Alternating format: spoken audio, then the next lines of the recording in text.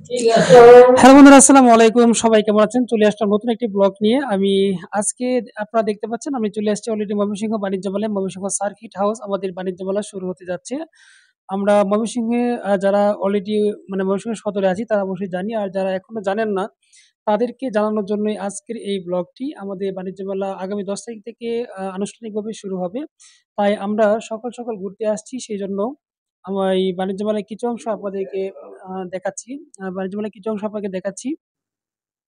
তো অনেক রাইড রয়েছে এখানে বাচ্চাদেরকে নিয়ে ঘোরার মতো। আজকে আমার মেয়ে এখানে রাইড গুলা দেখে সেই রাইড গুলোতে উঠতে চাচ্ছিল। যদিও আনুষ্ঠানিকভাবে এখনো রাইড গুলা শুরু হয়নি। তবে আজকে আমি যেহেতু সুযোগ পেয়েছি সবগুলো রাইডে আমার মেয়েকে চড়াবো। কারণ এখনো যদি কোনো বাচ্চারা এখানে নেই তবে চেষ্টা করছি যে তাকে রাইড গুলোতে চড়ানো। কারণ সে রাইডে না চড়ে যাবে না। বারবার আমাকে দেখিয়ে বলছে, "বাবা এখানে যাবো।" তাই চিন্তা করলাম যে এগুলাতে একটু ওঠাই।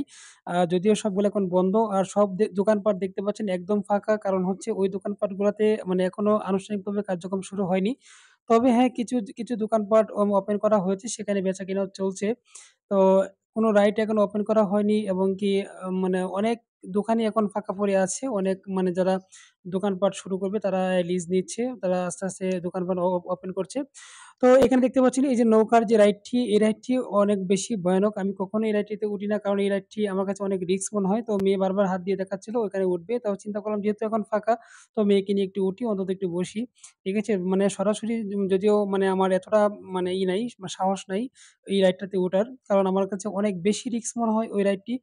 তো দেখতে পাচ্ছেন কে এই রাইডে উঠেছেন অবশ্যই আমাদেরকে জানাবেন কমেন্ট করে। আর এই রাইডে মানে ওঠার পর আপনাদের অনুভূতি কেমন ছিল সেটাও জানাবেন। আর আমি কখনোই আমার অনুভূতি মানে বুঝতে চাইনি ওই রাইডটাতে উঠে। কারণ রাইডটি দেখলে আমার অনেক বেশি ভয় লাগে। তাই আমি কখনো এই রাইডে উঠি না। তো অনেকক্ষণ সময় এই রাইডে ছিলাম, অনেক ছবি তুলেছি রাইডে উঠে, অনেকক্ষণ মেয়েকে নিয়ে কথা বলেছি। মেয়েকে নিয়ে ১ম বার রাইডে উঠেছি। তো আমার মেয়ে অবশ্যই চড়তে পারবে কারণ এর অনেক বেশি সাহস, আমার এত বেশি সাহস নেই এই রাইডে ওঠার। তো আপনারা সবাই চলে আসবেন ময়মনসিংহ বাণিজ্য মেলায়। আগামী ১০ তারিখ থেকে বাণিজ্য মেলা আনুষ্ঠানিকভাবে শুরু হচ্ছে। আপনারা আশা করছি আসলে ভালো লাগবে।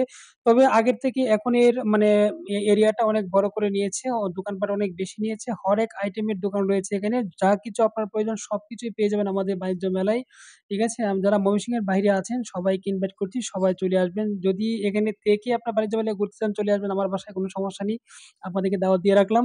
তো বিশেষ করে এই যে রাইডটি দেখতে পাচ্ছেন, এই রাইডটিতে কে চড়েছেন আমি আবারও বলছি অবশ্যই জানাবেন। আমার নেক্সট এ ইচ্ছা আছে অবশ্যই, যদিও সাহস কম, ইচ্ছা আছে রাইডটিতে চড়ার।